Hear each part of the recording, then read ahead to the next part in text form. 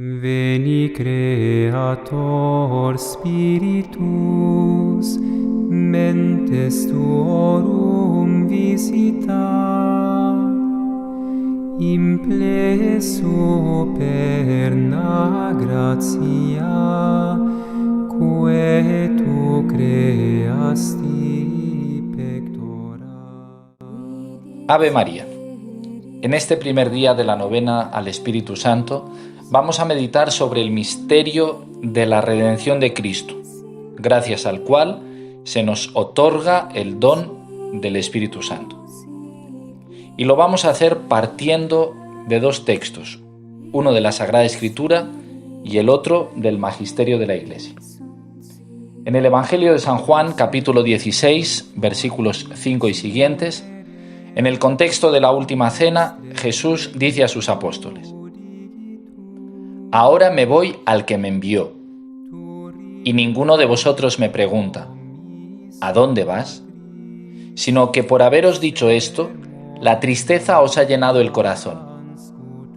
Sin embargo, os digo la verdad, os conviene que yo me vaya, porque si no me voy, no vendrá a vosotros el Paráclito.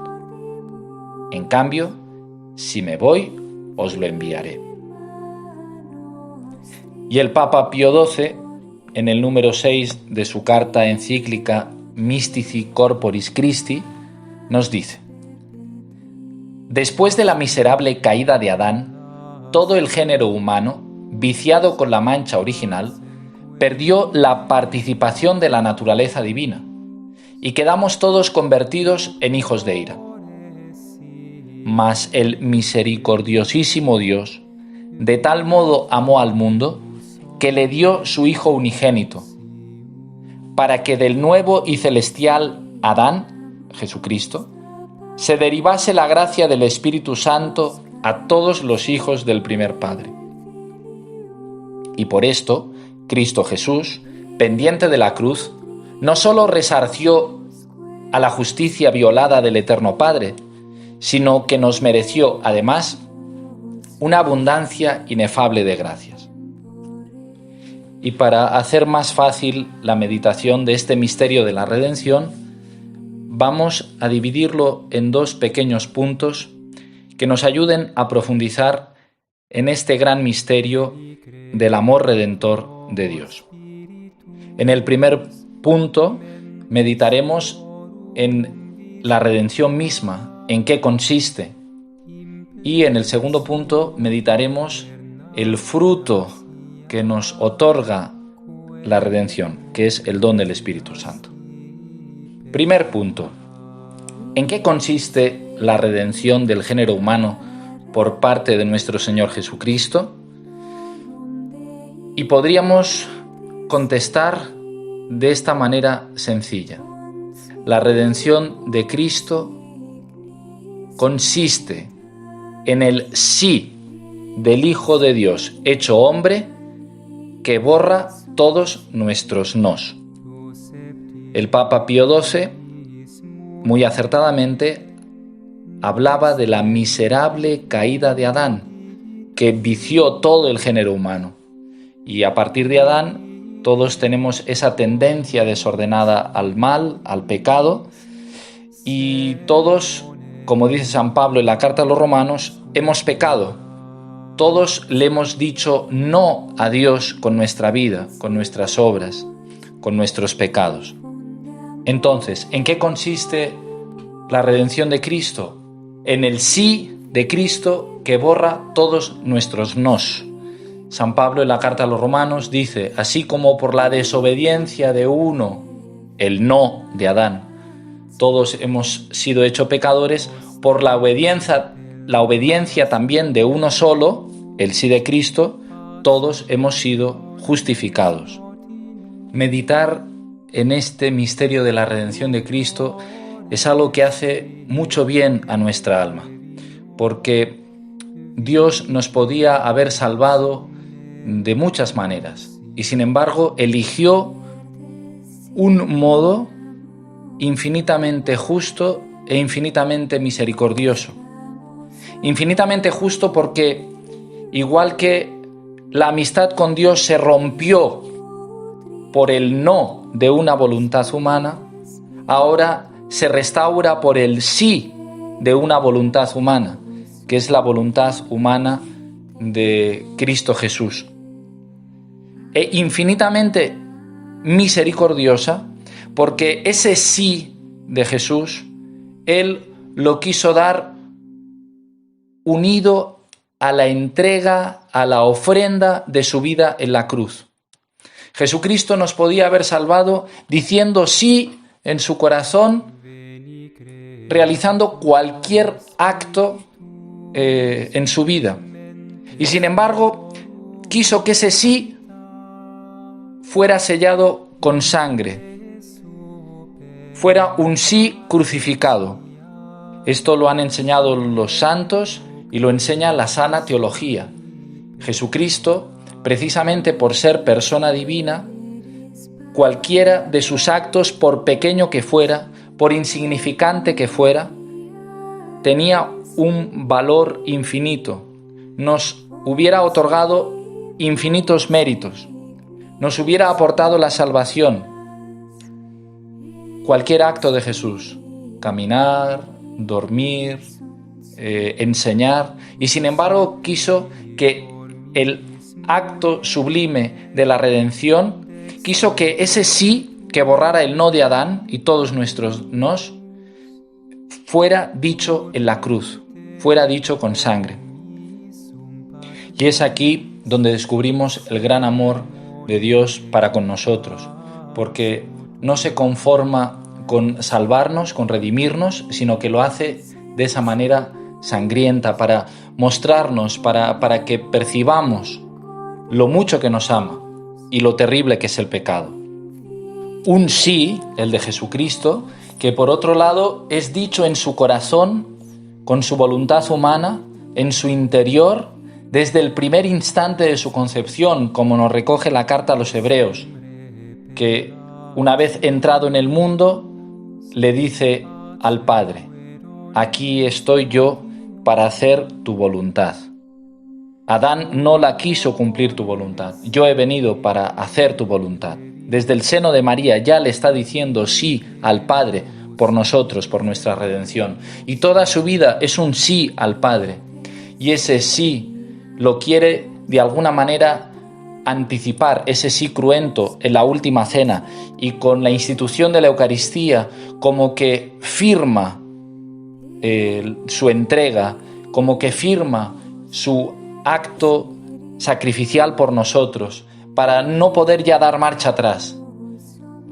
Un sí que después es dicho plena y conscientemente y con toda la fuerza en su pasión y en su muerte.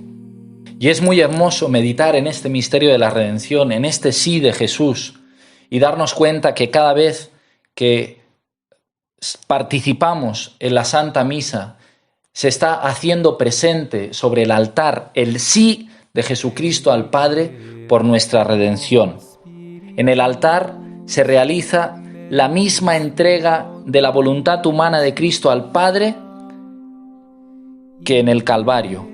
Es la misma, no es otra, no es una repetición, no es un recuerdo, es el mismo sí. En el altar de modo incruento, en la cruz fue de modo cruento. Pero ese sí de Jesús, esa voluntad humana de Cristo redireccionada hacia el Padre, no ha dejado de decirlo.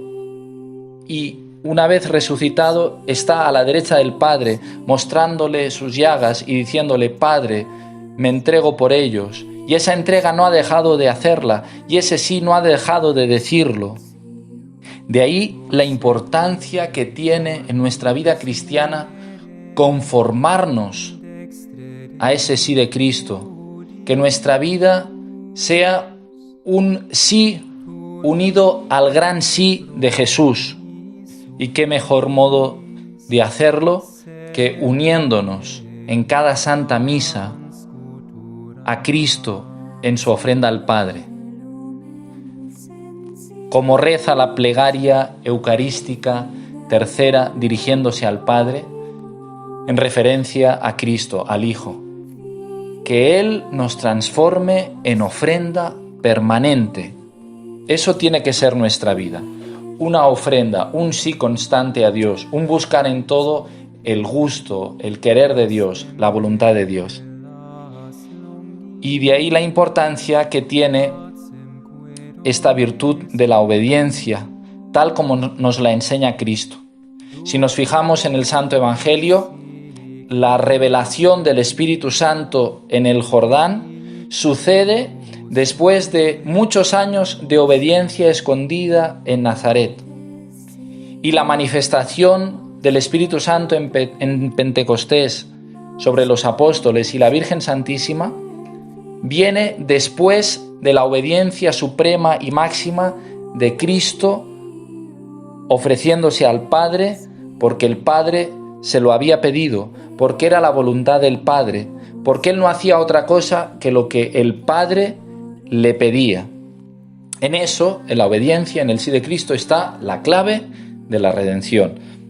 Y está también la clave de nuestra salvación. Nos aprovecharemos de la redención de Cristo si sabemos unir nuestro sí al sí de Cristo.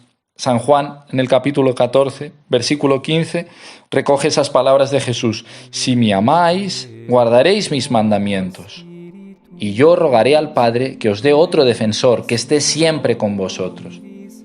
Es decir, el Espíritu Santo vendrá en la medida en que guardéis mis mandamientos. Es decir, en la medida en que sepáis decir sí al Padre junto conmigo, uniéndoos a mi entrega redentora, salvadora en la cruz. De aquí ya pasamos al segundo punto, que hemos dicho que era meditar sobre el fruto de esa redención, que es el don del Espíritu Santo. Hay algunos exegetas que cuando el Evangelio nos narra la muerte de Jesús y nos dice que dando un fuerte grito entregó su espíritu, hacen una interpretación muy hermosa de que este entregarnos su espíritu no solo es que muere físicamente, realmente, su alma se separa del elemento material de su cuerpo, sino que nos entrega realmente su Espíritu Santo, porque la redención de Cristo ha venido a traernos precisamente eso que habíamos perdido por culpa del primer Adán, que era la participación en la naturaleza divina, el don del Espíritu Santo. Vamos entonces a meditar muy brevemente en qué consiste este don, que es el Espíritu Santo. Y lo vamos a hacer con unas palabras del Padre Juan Antonio Segarra, de la Compañía de Jesús, santo y sabio varón apostólico.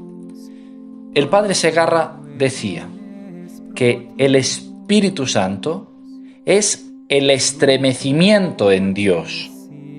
El estremecimiento en Dios. Y lo explicaba de una manera muy hermosa que voy a intentar de presentarles de manera sencilla. El Padre, desde toda la eternidad, es Padre, porque desde toda la eternidad está engendrando al Hijo. Y el Hijo, en el seno de la Trinidad, desde toda la eternidad, es Hijo, consustancial con el Padre, porque está siendo engendrado desde toda la eternidad por el Padre. Y no es que sea primero el Padre y después el Hijo como un Dios menor, sino que el Padre y el Hijo son consustanciales, son el mismo Dios, el Padre engendrando desde siempre, el Hijo siendo engendrado por el Padre desde siempre. Y el Padre y el Hijo desde siempre también, desde toda la eternidad, amándose con un amor que es tan grande que es también una persona, la persona divina del Espíritu Santo. Entonces el Padre Juan Antonio Segarra, al hablarnos del Espíritu Santo, decía que cuando uno se enamora, que cuando uno ama, se siente afectado, se siente movido, se siente estremecido por el amado. Y por eso hablaba del Espíritu Santo como de ese estremecimiento en Dios. Este es el misterio grandísimo y hermosísimo, el misterio nuclear y central de nuestra fe. Un Dios que es Padre, Hijo y Espíritu Santo, 3 personas distintas, un solo Dios verdadero, el Padre y el Hijo amándose eternamente en el Espíritu Santo, en ese, podríamos llamar, abrazo de Dios. El Espíritu Santo es el abrazo de Dios, es el estremecimiento en Dios. Cuando 2 personas que se aman, que se encuentran, que se abrazan, ese estremecimiento, esa sensación de sentirme afectado, sacudido interiormente, ese es el Espíritu Santo, es la persona divina del Espíritu Santo, es la tercera persona de la Santísima Trinidad, que cuando viene a nuestra alma, no viene sola, sino que viene con el Padre y el Hijo, con las que forma el solo y único Dios verdadero. Y este es el don, el regalo, el gran tesoro de la redención de Cristo, regalarnos su Espíritu Santo, regalarnos el estremecimiento en Dios, regalarnos el abrazo del Padre y el Hijo, para que sean nuestros, para que invadan nuestra vida, para que penetren nuestro interior. Cuánto estremecimiento divino falta en la vida de muchos católicos, porque no nos basta saber lo que es bueno, que es muy importante saberlo, pero no nos basta saber lo que es bueno, ni tan siquiera nos basta querer hacerlo, tener la buena voluntad de obrar rectamente, de obrar el bien, ni tan siquiera basta hacerlo. No es suficiente con que practiquemos, con que obremos las buenas obras, sino que eso hay que hacerlo con afán, con entusiasmo, con estremecimiento, con calidad divina.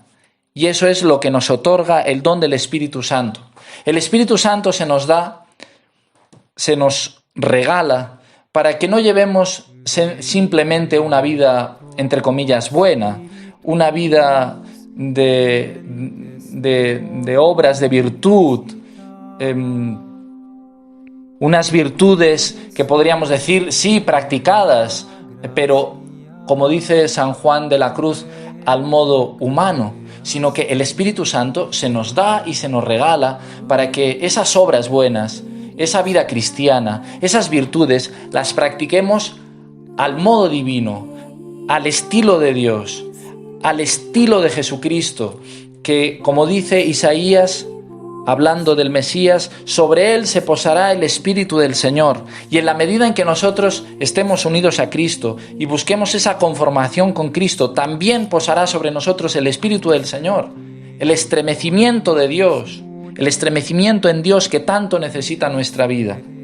Por eso el Señor les dice a los apóstoles en la última cena, y lo hemos recordado al inicio, os conviene que yo me vaya, porque si no me voy, no vendrá a vosotros el defensor, el paráclito, el Espíritu del Padre. ¿Por qué nos convenía que Cristo marchase?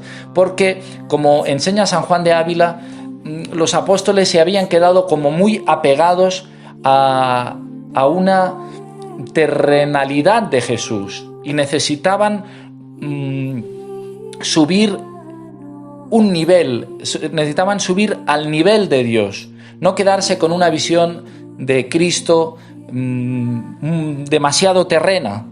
Por eso convenía que Cristo se marchase, para que Cristo nos enviara el Espíritu Santo, el cual nos elevara a ese nivel que está exigiendo la gracia de nosotros. Y ese nivel, esa vivencia de la vida cristiana es la que espera el Señor de nosotros, que vivamos una vida cristiana al estilo de Dios, al modo divino, porque muchas veces hacemos obras buenas, practicamos la virtud, llevamos una vida cristiana, asistimos a la Santa Misa, hacemos prácticas espirituales, pero como dice la gente, porque me gustan las cosas de Dios, me gustan las cosas de la Iglesia, pero diríamos lo hago por un interés personal, escondido quizá, oculto, que no acabamos de percibir, pero no acabamos de hacer las cosas según el agrado de Dios y porque le agradan a Dios. No se trata de que me guste a mí, sino se trata de seguir el gusto de Dios, que se me regala de una manera tan hermosa viniendo a habitar en mi corazón el Padre, el Hijo y el Espíritu Santo, el abrazo del Padre y el Hijo que vienen a morar dentro de mí. Y eso muchas veces está en el alma del cristiano, pero está como apagado, está como entre paréntesis. No es que no viva Dios en mi corazón por la gracia, en la inhabitación de las tres divinas personas, pero como que eso no se actualiza en mi vida, como que eso no acaba de dar el fruto esperado, como que tengo a Dios sí, pero lo tengo en mi corazón, pero lo tengo apagado, lo tengo off. Ya mañana, si Dios quiere, en la siguiente meditación veremos cómo podemos colaborar con el Señor para que su presencia en nosotros no sea una presencia dormida por nuestra culpa, sino que Dios vivifique todo nuestro ser y todo nuestro obrar. De hecho, esto, en definitiva, lo que hemos explicado es lo que los tratados espirituales hablan del camino de la ascética y del camino de la mística. El Señor quiere que pasemos por la ascética y algo de esto veremos mañana, de esto algo hablaremos mañana. Pero nuestro destino, nuestro fin, nuestra vocación es vivir una vida mística, es decir, una vida de estremecimiento espiritual, una vida de nivel, donde Dios es el que en mi interior, viviendo en mi corazón, guía mi vida. Y entonces mi vida es según el querer de Dios y no según mi querer, aunque sean cosas buenas, aunque sean cosas muy santas, pero el quedarnos en el plano puramente ascético, de practicar la virtud, pero no de buscar ese más, ese plus, ese estremecimiento en Dios.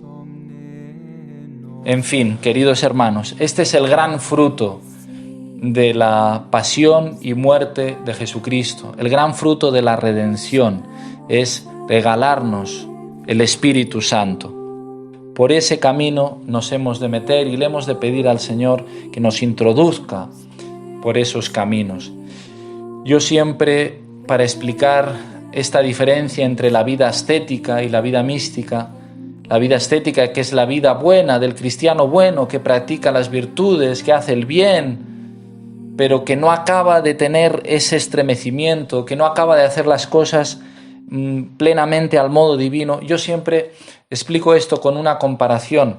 La vida ascética es como si tú estás dentro de un coche, dentro de un carro, de un automóvil, de un vehículo, y tú estás al volante, y tú diriges el coche, y tú lo llevas por el camino, y das las curvas, y tú con el volante direccionas el coche, el vehículo, hacia donde tú quieres, siempre por rutas buenas, pero por donde tú quieres. En cambio, el plano místico, que es a donde estamos llamados todos, es como si el Espíritu Santo, como si Dios nuestro Señor te dijera: bien, estás ahí sentadito en tu asiento frente al volante, pero ahora yo te voy a tapar los ojos con una venda, yo te voy a atar las manos con una cuerda, y vas a seguir en el coche, vas a seguir en el puesto del piloto, pero ahora quien va a dirigir ese coche, quien va a coger el volante, voy a ser yo, te dice Dios. Y entonces eso nos da miedo, nos asusta, no nos acaba de convencer, porque no queremos soltar el volante de nuestra vida.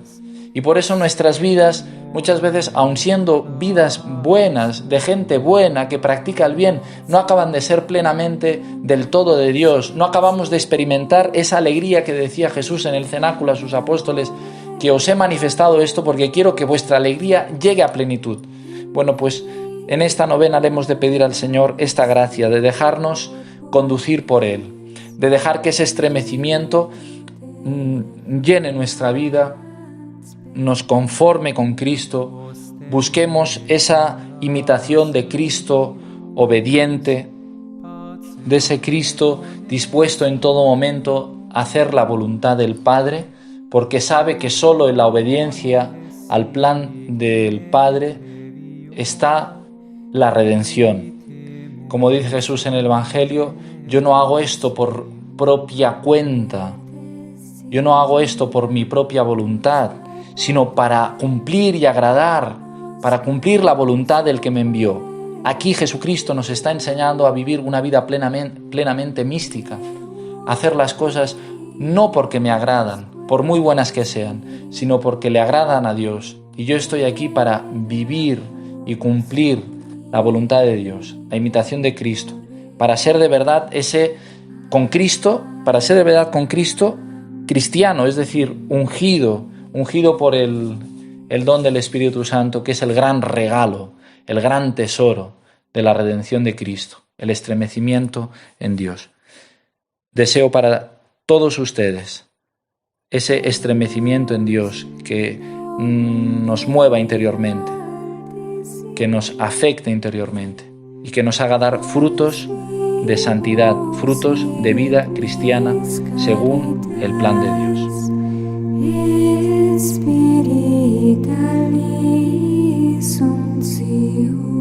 Tu septi